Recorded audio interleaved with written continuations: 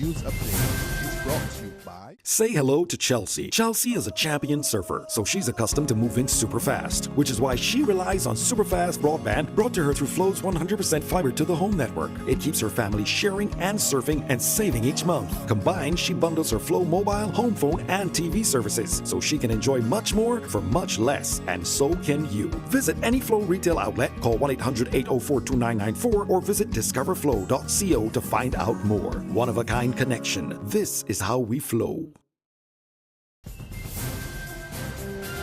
It's Wednesday, April the 6th, 2016, and this is your Barbados Today morning news update. I'm Emmanuel Joseph. Thanks for joining us.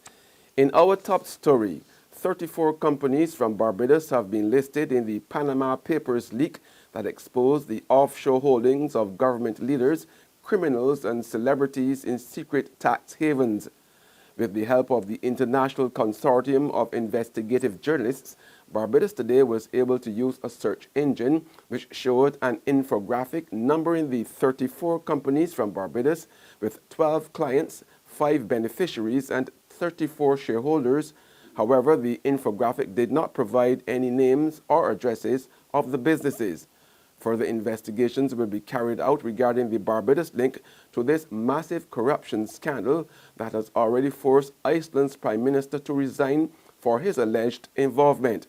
The files, which were leaked from a major law firm in Panama, also provide details of the hidden financial dealings of 128 other politicians and public officials around the world, and show how a global industry of law firms and big banks sell financial secrecy to fraudsters and drug traffickers, as well as billionaires, celebrities, and sports stars. Several other Caribbean countries have also been named as having companies on the Panama files. More industrial action is looming large over this island's international airport, outlining a litany of problems that include exploitation and maltreatment of public and private sector employees at the Grantley Adams International Airport. The Barbados Workers Union has warned that it will be using whatever means necessary to force the authorities to urgently address the staff concerns, which it says have been existing for far too long. Deputy General Secretary of the Union, Dwayne Powell, tells Barbados Today the timeline for management to act is now very short. We are not going to be waiting on the entities at the airport who are aware of issues and refusing to address them. The time has run out. And we do not see or get positive responses to the issues that we are raising or have raised at the airport. We will determine what is the next steps needed to be taken. It's not going to be difficult to do that. That we are not report until we get some concrete plans with the timelines where necessary to deal with the issues at the airport. And this is not only air traffic, this is businesses that operate within the airport component itself. Some of these is the conditions that are supposed to be provided by Gaia Inc., who has the overall management for the airport and has failed to act. We will not be tolerating this at the airport. In sports, former Prime Minister Owen Arthur has called for what he says is a moratorium on controversy in West Indies cricket, while stating that he was not only bowled over by recent comments made by the president of the West Indies Cricket Board, Dave Cameron, and the region's T20 skipper Darren Sammy, but also by the persistent demands by some of his former prime ministerial colleagues for the disbandment of the WICB. While hailing Sunday's World T20 cricket victory by both the Windies men's and women's teams as wonderful and achievement and a positive indication that West Indies cricket is not dead, Arthur said people are not focusing on cricket per se, and that is what the focus needs to be. Both sides seem to be more interested in the extent of the controversy that they generate rather than the development of the cricket per se. And I thought that Cameron's response was not appropriate. Even if he's provoked, he has done that leadership sometimes require that you suffer in silence and then try to work out the matter behind the scenes. I don't know. Quite frankly, when I heard Sammy, I had wanted to enjoy the moment of triumph. But that statement coming at the moment when we were triumphant intruded controversy back into the situation, quite frankly. And I don't think that it was the time for that. Meanwhile, scores of people, some with balloons, others with placards, most with cameras, and a later motorcade combined to give a fitting welcome to the champion West Indies Women's T20 World Cup team yesterday evening. The ladies, led by Captain Stephanie Taylor, arrived at the Gandhi Adams International Airport and were treated to a resounding reception fit for queens. Assistant coach Ezra Mosley was a happy man. It's always good to win a tournament, especially one like the World Cup.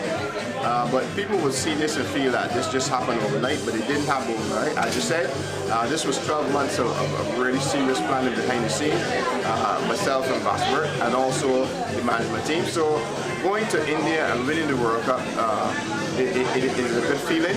I know we didn't do well in T20 in South Africa, but we were just tinkering with combinations. And when we left South Africa, we knew exactly the combinations that we were going to use in the World Cup, and we stuck to that combination, and it paid off. In more sports now, West Indies star batsman Chris Gayle is named one of the world's richest cricketers.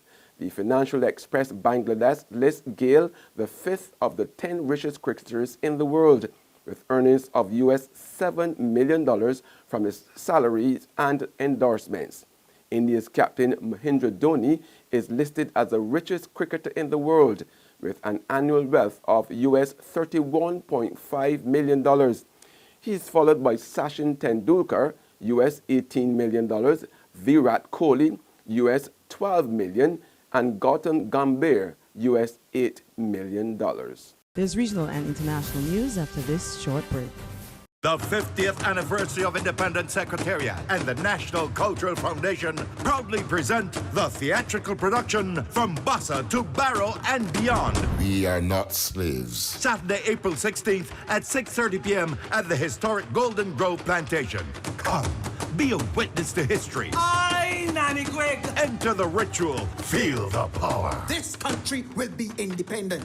And if I have to wake up all the sleeping angels in heaven, so be it. From Bassa to Barrow and Beyond. April 16th. Tickets $50 adults, $10 youth and children. Available at all NCF outlets and at ticketpal.com.